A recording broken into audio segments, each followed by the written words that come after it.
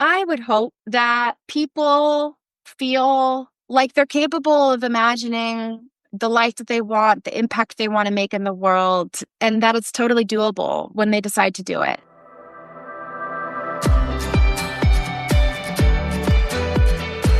Welcome to Leaders of the West, a podcast for innovators and changemakers. I'm your host, Jessie Jarvis, the founder of the West, and I'm sitting down with agriculturalists, entrepreneurs, executives, and everyone in between with the goal of digging into the strategies, mindsets, and lessons that have been crucial to the success of ag and Western. Whether you're carrying on the next generation of your family's operation, starting something from scratch, or determined to climb up the leadership ladder, we're going to inspire you to continue to dream big, growing not just you, but the future of agriculture and Western as a whole. Let's go.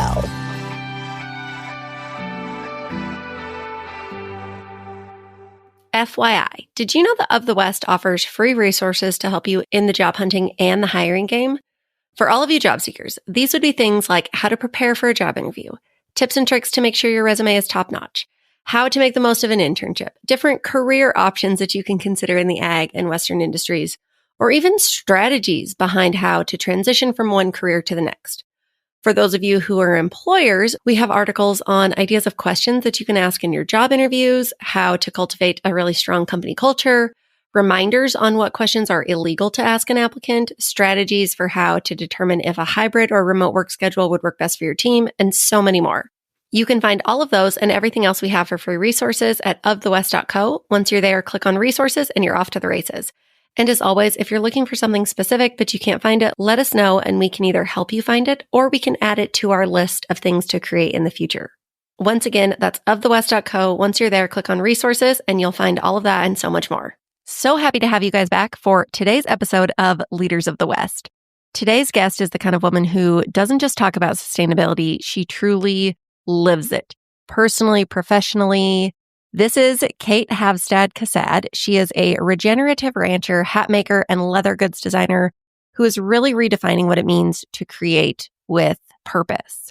From stewarding acres of regenerative farmland with her husband, Chris, to founding Range Revolution, a leather goods company that turns American cattle hides into heirloom-quality pieces, Cate's work is a masterclass in really turning waste into worth.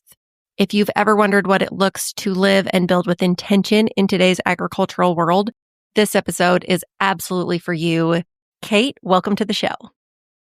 Cate, I am really looking forward to our conversation today, and you have a whole lot going on. You have a hat business, you have a leather brand, you have a regenerative farm, you are a mom, you are a wife, and we're going to touch on all of that today. But can we rewind?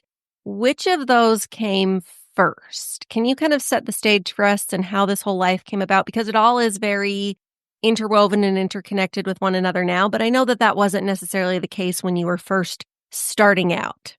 Yeah, the way the tapestry has kind of like come together is, I guess I would say, introduction to farming. Like the seed was sown on the farming side starting in like 2010 and 2011. I was 21 years old. And I started working for a touring farm-to-table organization, and it was called Outstanding in the Field. And they do these really beautiful farm dinners on farms and ranches all across the West, and actually they do them international now.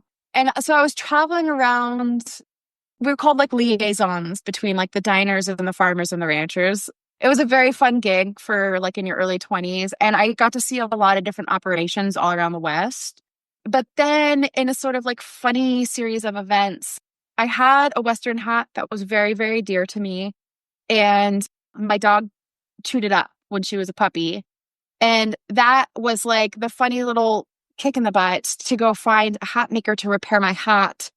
And I didn't know it, but that, would then turn into an apprenticeship with that hat maker. And then if I take that story one step further, as I was apprenticing, learning to make hats, I met Chris Casad, who is now my husband. And we actually worked out a trade. I built him a custom hat, and he gave me like a season-long CSA to his farm at the time. And so it was farming and hat making really did start at about the same time. And so those two careers and those two businesses have co-evolved together over the past 11, 12 years now. And then leather came into the picture a little bit by accident starting in 2021.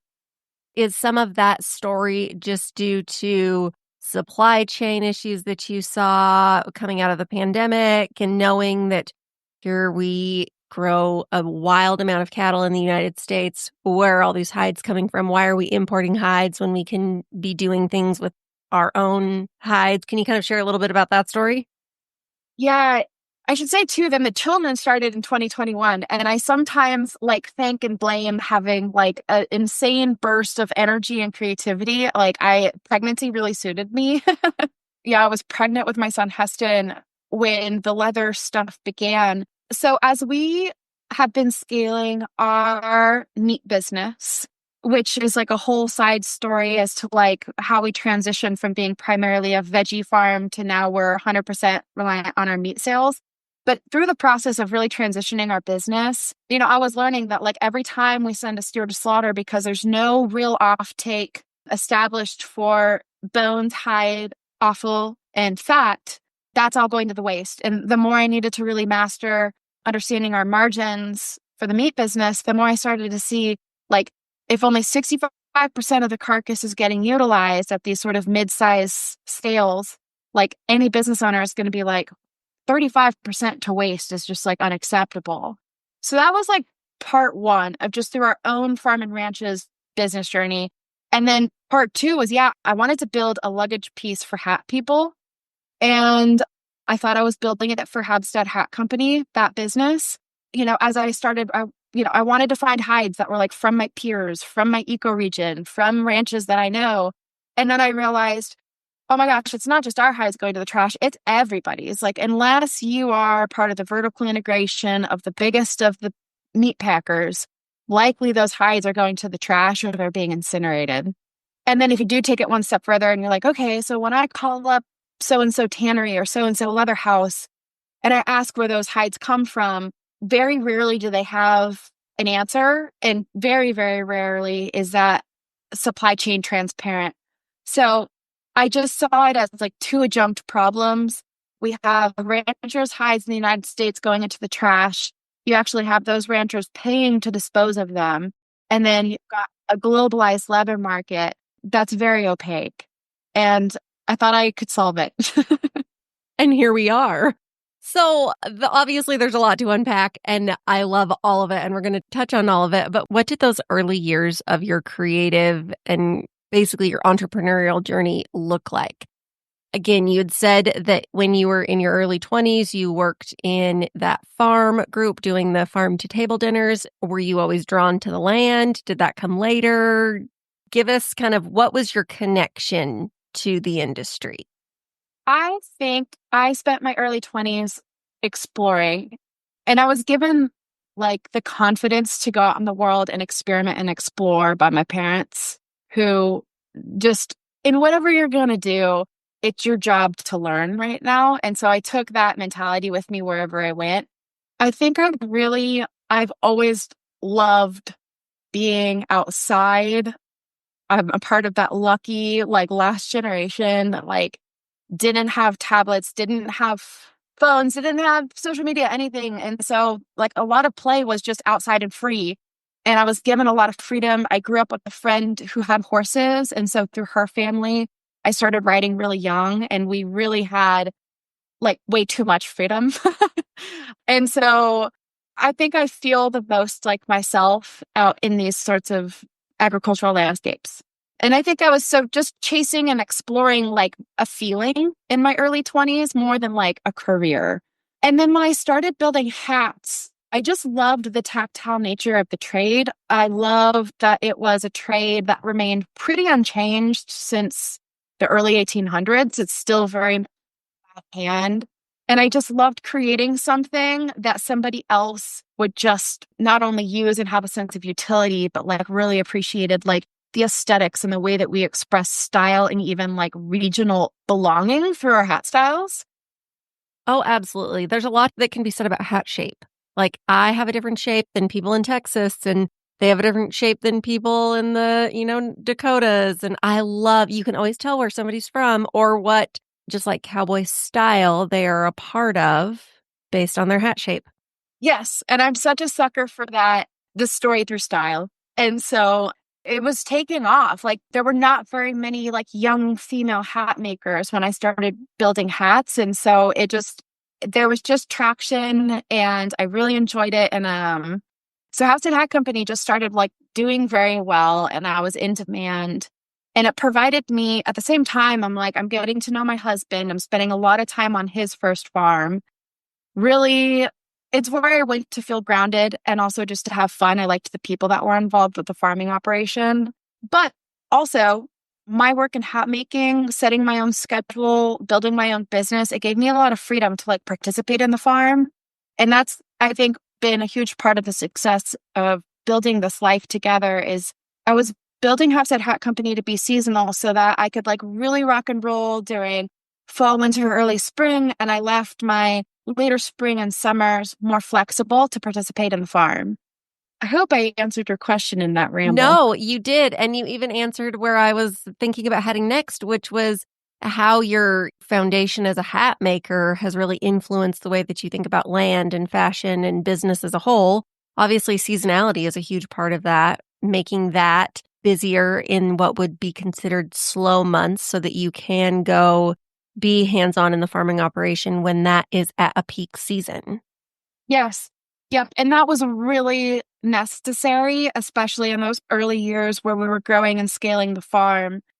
And like to give context to where both those businesses started, like Havstad Hat Company started literally in the wash stall of a horse barn, which I was allowed to take over and build my workshop table on and build my first little studio into the horse barn there was an apartment I was living in that horse barn. And Chris at the time on his first farm, he started on 3 acres and then he had 7 acres and then it was 15 acres. And so it's like both the businesses were first generation everything. And so it's just been like a brick by brick build. Like my work, it's not 9 to 5 and it's not consistent year round. There's an ebb and a flow to all of it. I love that. I'm still trying to decide what we want to talk about next, right? Is it the farm? Is it the leather? Like it's all so good. But I think let's keep digging into the leather because you've mentioned that before. So Range Revolution, you guys are doing something really bold, and that is turning byproduct hides into what you would say are heirloom quality goods, but you are focused on using the hides of regenerative ranches. So can you talk about, I would imagine it is difficult to source that in the sense of like, how did you take the first step? Yeah, it has been tough and it's been an evolution. So it was actually like December of 2020 when I made my first phone call to get access to some of these hides. And it's because I had seen an article written about a partnership between this group, Other Half Processing, and Timberland Boots. So I was like, oh my gosh, like exactly what I am seeking. Leathers from these sorts of ranches. Timberland was going all in on that initiative. And so I just cold called these guys, Other Half Processing, which is funny looking back now because it's literally just 2 brothers, Mark and Jim. And they're farm boys. They come from farms in the Midwest and they were just figuring it out at the time too. So that started my relationship with Mark and Jim. And I've continued to work with them all the way through till today. Mark just helped me put together my first ever full truckload of hides. Oh my gosh. Congratulations. This is like a really big week, but it's cool to talk to you about this now because in the early days, it was just like, can I get a pallet of 50 hides, And then can we get that pallet of hides to this tannery in the Midwest? And then are those hides going to manufacture in Portland, Oregon? Are they going to manufacture in Los Angeles? Are they going to manufacture in León, Mexico? Like we have had multiple iterations of the supply chain and it has been highly inefficient to this point because we've done whatever we had to do to grow this thing. And so for a while, there were hides ping-ponging across the United States to put the supply chain together. And I've been working towards today in which our new supply chain is where we're really trying to focus really here in the West, where we aggregate here in the West, and then we take those hides straight down to a tannery in León, Mexico. And then we either send hides back to Los Angeles for manufacturing at a manufacturer there, or they're manufactured at a partner's facility there in Leon, Mexico. So we've taken what was a very scattered aggregation and transport equation and streamlined it. And now we're moving a full truckload instead of pallets at a time. Wow. I am so inspired by that. And I have been inspired by you long before we've had this conversation. But that just goes to show for our listeners, like when you see a problem, you don't just have to say like, oh, that's a problem. You can actually go in and it's going to take a lot of work and it's going to take a long time, but you can fix the problem. I am kind of blessed and cursed with this mind that like loves challenge, And I really do believe that the world is of our making. And I mean that like our internal world, our like the environment we create, the businesses that we build. I really do believe it's up to us to imagine what the future looks like. And now to make all this happen, it's not like poof, everything works and like cash is flowing, right? Like I've had to do a lot of other side work. We've raised money to begin Range Revolution. I would not have pulled this off if I was totally self-funded because it is capital intensive work. And it's like, I'm constantly taking these sometimes little and sometimes big jumps, knowing that we're going to get it done or accomplish the goals or hit the sales targets. But it's taken a lot of these leaps of faith. Oh, absolutely.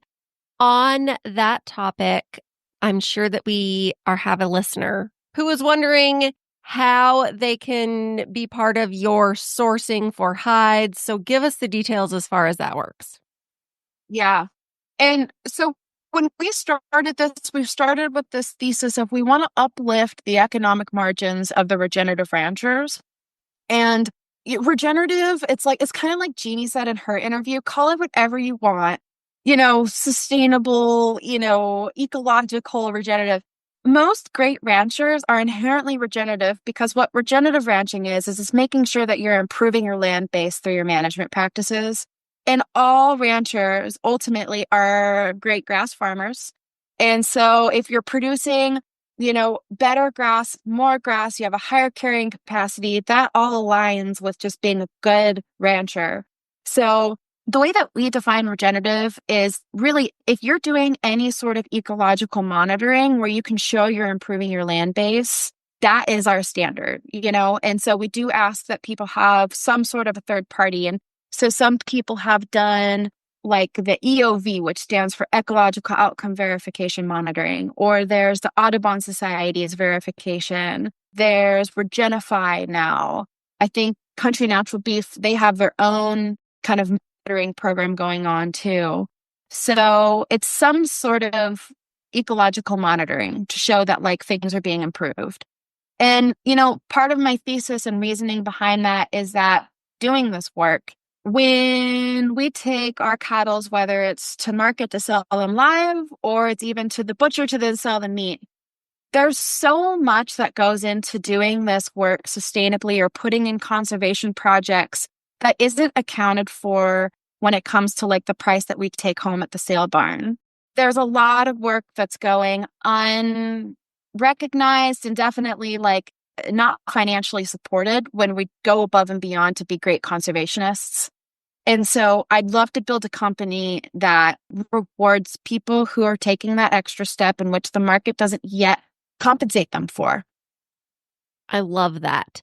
So if they are doing some kind of third-party verification in monitoring, how can somebody get in touch with you? You can email me at info@rangerevolution.com. And, I get messages often. What is important in our sourcing at this stage is that there is some level of volume coming out of that butcher or that processing plant for it to make sense for us to aggregate. We can't do 20 or 30 hides at a time. We have to be stacking up and getting, at least a couple of pallets together. And then, like I was mentioning, now we're saving pallets to get a full truckload together. So there is a level of scale that is definitely needed, but we are doing our best to try and like stitch it together where, for example, one of the hide houses in California we're working with, It's about 3 different ranches that all process there that we can aggregate from those 3 ranches that all fit our sourcing standards to get that full truckload together. Oh, that is awesome. I love that. See, guys, everything is better when you work together with people. So much would be better if we all combined our efforts. I know that would probably fix a lot of our problems in supply chain. And I've thought about that often, how we should be more regionally focused when it comes to food and consumption and production and supply chain. And obviously, I know that there are specific regions like New York City that, yes, that can't work. But in those cases, we can ship things there versus shipping them all across the country in complete opposite directions. Like that doesn't make any sense. I know it. And it's like, I've been of 2 minds. Like, while we're building our ideal supply chain, like I said, we had to do whatever it took to kind of like get to this point and do like proof of concept and get these leathers developed, learn about making leathers, learn about what sort of bag styles need what type of leather and what are the vulnerabilities of our supply chain and how do we fortify that. And so it's been a solid 3.5 years of like really working on the supply chain and then starting to build up our products, building up our brand, building up the e-commerce, like all the steps. And in that nature of like working together to actually better service the whole, just as of this year, we're now starting to broker our finished leathers to other brands who want to tell a similar story in their product line. Oh my gosh, that is amazing. Congratulations, because that's a lot of work. It's so much work. And like what I don't want someone to do, especially if you're somewhere in the West, where like we've learned a lot. We have made mistakes. We've kicked ourselves in the butt. About 15 different SKUs of finished leathers to offer to other people. Like it benefits other people. You shouldn't go out there and have to spend 3.5 years doing the same painstaking learnings that I just did. And also, the more that we can work together and the designers can get aligned, we can be moving multiple trucks a month. And that only continues to service all of the ranchers who we all want to benefit anyways, because there's a lot of supply that needs to find a home. No, there totally is. Okay, so on the topic of sustainability, we're going to kind of switch gears here. You have talked about regeneration as more than just a land practice, but also a way of life. I've read some of your great Substack articles lately about really like taking that on internally in kind of like slowing down. And what does that look like for you day to day? I was listening to one of your interviews and I really related to you, and I'm forgetting the gal's name, but you guys were talking about how like it has actually, like I love the idea of time blocking and having like a really awesome set schedule. But I also live on an operation with animals that get out and equipment that breaks down. And so I do my best to plan, but we're quite flexible around here. But like on a day-to-day basis, especially now that I've got 2 young kids, so my oldest is going to turn 4 in July, and my youngest just turned 1 year old. So you are in the thick of it. We're so in the thick of it. So like, I do my best to sleep really well, but that's not always the case. But I would say like the second time around, postpartum especially, and in running these businesses and just having a little bit more experience under my belt of like building this business range, I have a better cadence now than I did for the first couple of years in that, I also get up at about 4:15 or 4:30 to have a cup of coffee and then make it to the gym before everybody else is awake. And I make sure to try and take as many of my work calls outside walking around the farm in the sun. The kids, we do have daycare here. And so generally they get out of daycare at about 3:00 and I end my work day at 3. And I pick them up and I spend the rest of the afternoon either like bopping around the farm, working in the garden, cooking, like whatever. And that's a huge change in my pre-kid life in which I would work as many hours as was humanly possible. I feel that. It's necessary, I think, at a certain stage of life. Like, I do love to hustle. I think it's my default. But I did write a piece recently where I kind of needed to have my naturopathic doctor, like, prescribe me to chill out. I just think it's a different season of life where, like, I'm still striving. I'm still working really hard every day. Like I said, I get up early in order to do those things that matter to me. But I am actually pretty stoked to end my workday at 3 and just hang out with the kids. I love that. And I think too, like you really do have to be in that season of life. I think that kids are very helpful in making you realize like I only have 18 years with each of them at home, hopefully, right? So you have to make the most of those moments while you have them because I know that we will look back when we're in our 50s and 60s and 70s and 80s and think, man, I wish I would have had more time. And so is work the thing that we really want to be spending our time on? Is our cell phone the thing that we want to be spending our time on? No, not necessarily. We have to have them, right? We have to be able to pay the bills. We have to be able to provide a roof and food and, make sure that our kids are fed and clothed and all those things. So we can't say, oh, well, I'm just not going to work. And for most of us, phones, marketing, social media is a part of that. But there's definitely a balance there of what is necessary to get the job done so that I can still be a hustler and feel personally fulfilled because I like to get stuff done and I like to execute well and I want to be successful. But also at the same time, really making the most of the time that we have now, especially with our children. I read a quote recently, and I wish I could remember who said it, but in essence, it was, I might walk slower, but I make every step count. So I'm thinking about that in this season of my work, where maybe the pace is not as frenetic as it was early on, where I felt like was getting so much done because you're working so many hours and you're moving quite quickly. But these days, now that I'm in a little bit more of like an executive role and I'm building a team around me and I'm trying to like build this bigger picture system that would live on beyond me, it does require me to step back and think more critically about, is this actually the highest value use of my time, or am I kind of just spinning my wheels? And so I think that children do really zoom in your focus on priorities. I don't want to waste time spinning wheels. Like I want to be highly effective in the hours that I've got. Oh, okay. You brought up hiring a team to help you. That is obviously something we're very passionate about around here. Tell us how, because when it comes to when you are first building that team, it is very overwhelming for a lot of people who would consider themselves entrepreneurs because you have always done it all yourself. There are probably 5 different directions you could hire somebody in. So which is the right hire to be the first hire? How did you navigate all of that? And what hires have been the most monumental for your business? This has been such a like learn through the living of it.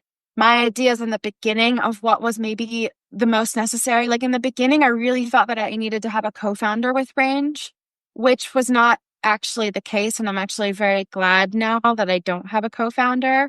That's a whole maybe side podcast about the founding of a company and my do's and don'ts. So we could talk about that another time. So I would say the most critical hire I made was this woman named Lisa, and she has been my right-hand woman for the past year and a half. And she really leads sales and brand marketing. And things that I'm not strongest at, she's highly creative. She understands the vision. I also found that she had a way of articulating our mission and the feeling of the brand in a way that I could never teach somebody. Like she just has it. And so I trust her inherently to create all kinds of marketing materials, to write all the copy. Her voice is just very aligned. And again, I think that's hard to teach. Mm-hmm. She's also a mom. She's also very self-directed. And so this is my opinion. I think in the early stages of this sort of a company where everybody has to wear multiple hats is you need people who are really good at that multitasking and self-directed natures, which is like, talk to a mom. Like, Right? Yes.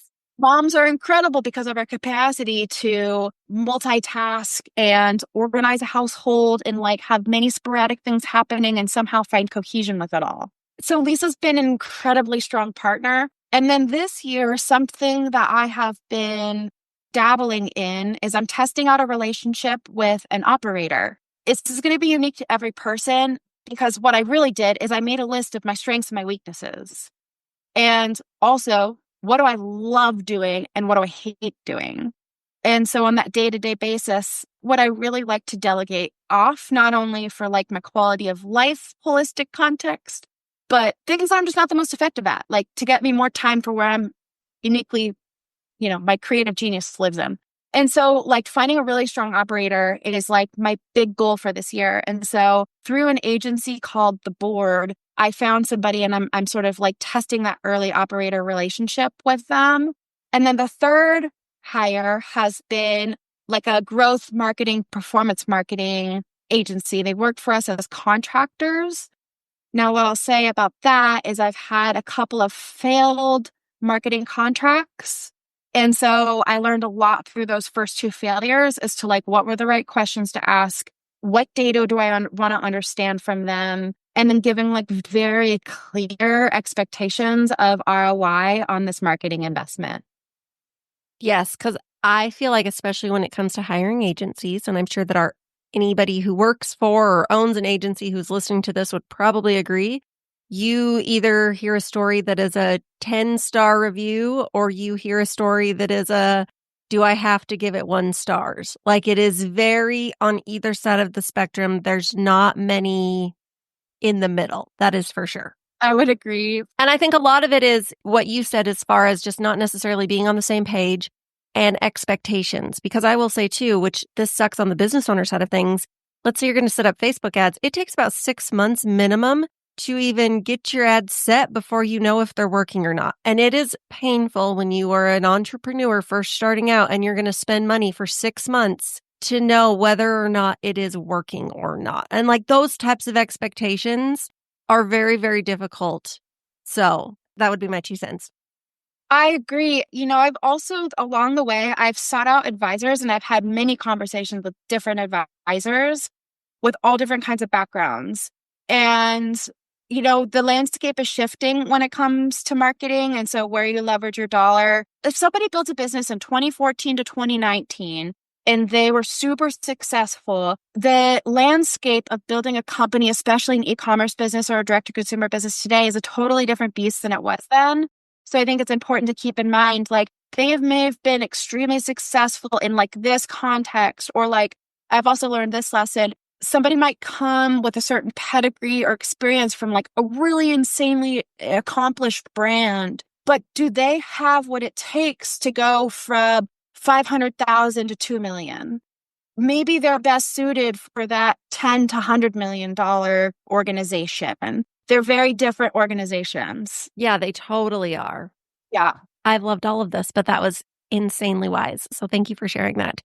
Okay, I know that you've got to go, so I'm going to round out the interview. But first things first, what are you looking forward to? What is on the horizon? What should we be looking for from Havstad Hat Company, from Range Revolution, from the farm?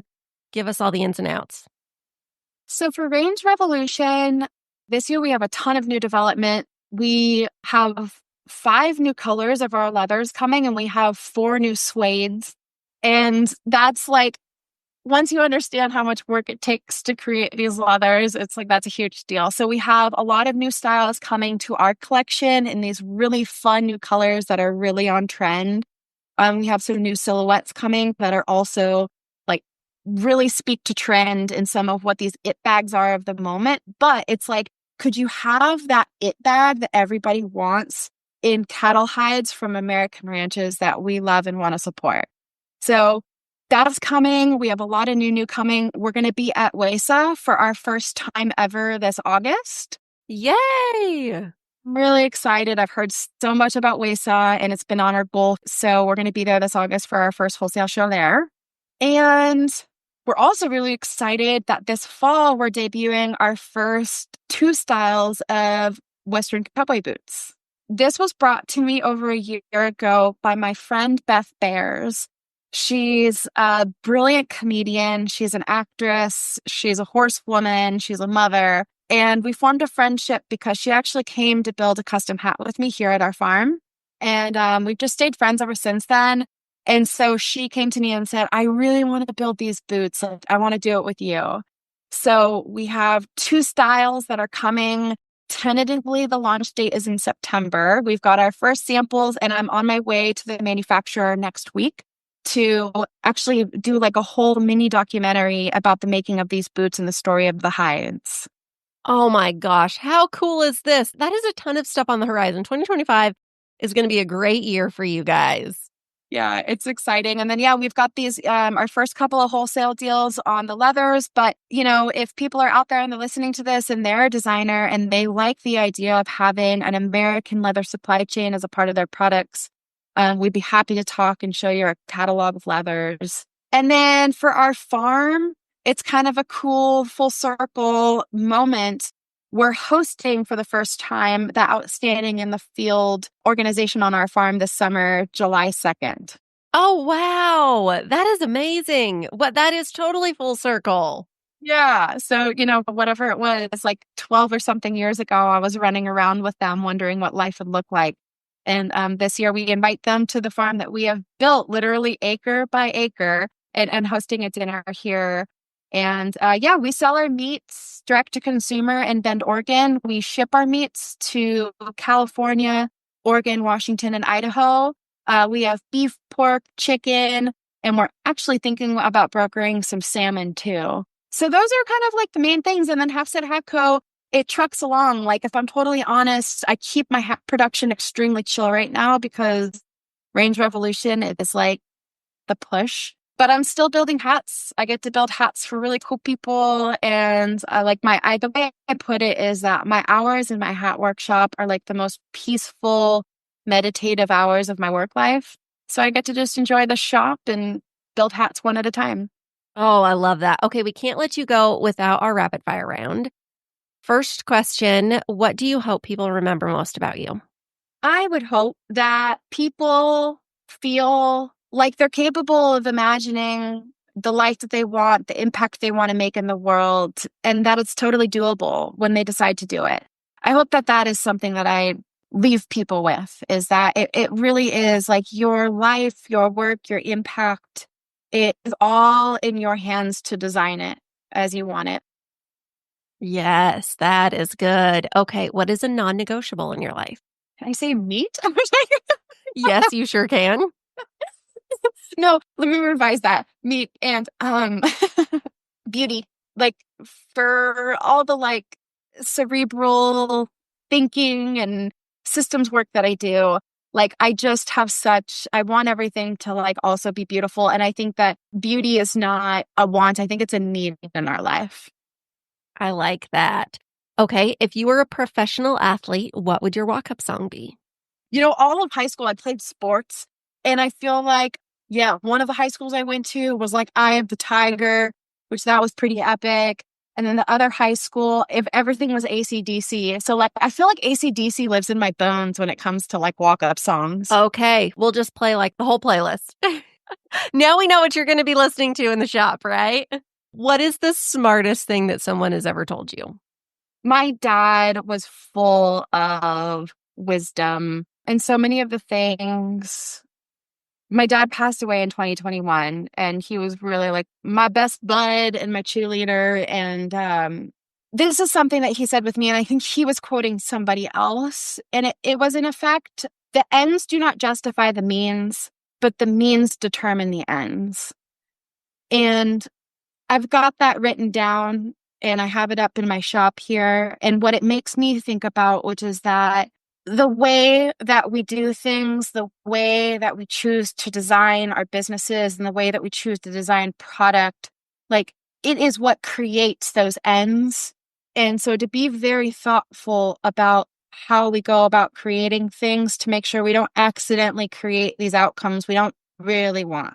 So if I were to tie that into like the state of agriculture today, we don't want American farmers and ranchers to be in an economic situation where they risk losing their farms and ranches. We risk further consolidation of family operations. And they're so stressed out from an economic standpoint that they can't tend to the types of conservation work we would hope that they would tend to.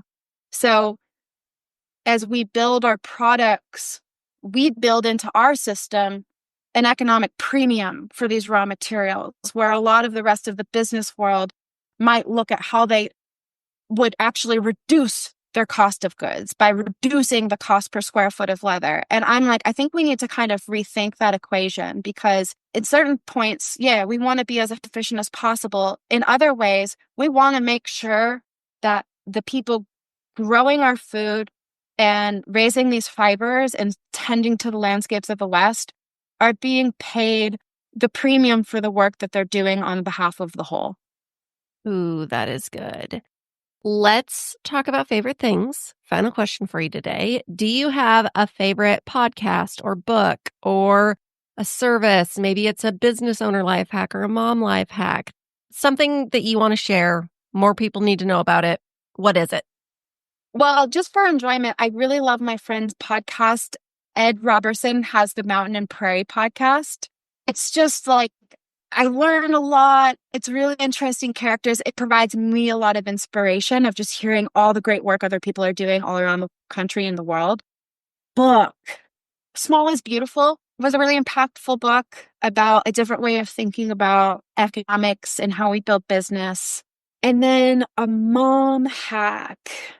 God, I need mom hacks. So maybe someone else will give me some. I would say I just look at my kids, whether it's in the challenging moments. I guess I really need this in the challenging moments. I try and look at my sons as being little mirrors. And so whenever something is coming up for them that is just like, it's difficult, I'm being challenged, I just try and remember, like, I feel like they came here to teach me a whole lot of lessons. And so in those challenging times, there's probably something being mirrored back to me that, like, whatever it is that you're resisting, like, that next level of yourself is on the other side.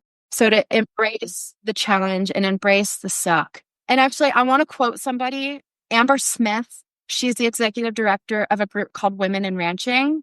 I love that organization. And she said something once about how, like, sometimes you got to just, like, sit in the shit. What I took from when she said that was there are periods of life, whether it's challenges in your business or it's going to be challenges in the family, or we've faced significant challenges with the loss of irrigation waters, things that are totally out of your control. And it's going to just suck. And I think the reflex is to get out of that suck as fast as possible. And you can kind of add anxiety to those hard times by, I don't know, worrying about when you're going to get out of that sucky time. And, like, it's just, it won't always be like that. And sometimes you got to just sit in it. And I think finding your own calm and peace, even in the midst of those really mucky times, it's really the only way through it with some sanity. So in agriculture, we're going to be faced with things that are just totally out of our control. And in my early years, I think I probably fretted far more than what was productive. And these days, I just don't have the energy to over fret. So that statement from a seasoned cowgirl, a seasoned mother, like, really makes sense to me these days. You got to kind of conserve that fretting muscle. Oh, what a perfect way to end today, because I think that that's something we all need to hear, myself included. Where can people find you online, whether they want to support you if they're in the Pacific Northwest and they want to buy some meat, or if they are in the market for a new bag, hat? Where can people find you? Where can they follow you online? Give us all the information. So if you're looking for meat and you're in California, Oregon, Washington, or Idaho, you can find us online at CasadFamilyFarms.com. It's CASAD. And we have, like, build your box options where you can do by the cut ordering, or we have some curated bundles and lots of different things. For Havstad Hat Co., you can find me at Havstad Hat Co. on Instagram. I'm not taking any new orders right now, but I'll probably reopen later in the fall, winter. And then Range Revolution, all of our beautiful bags and luggage and small items like journals and wallets, it's all available at rangerevolution.com. And yeah, you can find us at WESA this August. And we have about 10 retailers that our stuff is in right now. And so you can actually see a list of our stockists on our website, rangerevolution.com. I'm excited for everybody to go find and follow you. You really are a gem. You're somebody who is so incredibly inspiring, and I look to just as a complete badass in our industry. And you are making some real needed change. So thank you for your work. I know it's not easy, but it is absolutely going to pay off for you, for your local area, and for all of us who are within your orbit. So thank you for that. You guys, you know, you can find us back here next week with a brand new episode of the show. Do us a favor, though. Share your favorite part from today's episode. You can tag us in your stories. We want to see what resonated most with you. We love hearing that kind of feedback. So thank you again, Cate. You are wonderful. Listeners, I know that you love this episode, so we'll see you back here next week.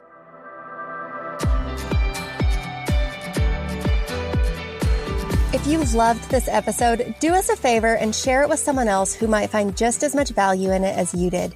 We're on a mission to continue to grow and strengthen the future of agriculture and Western industries, and you spreading the word helps us make more of a positive impact.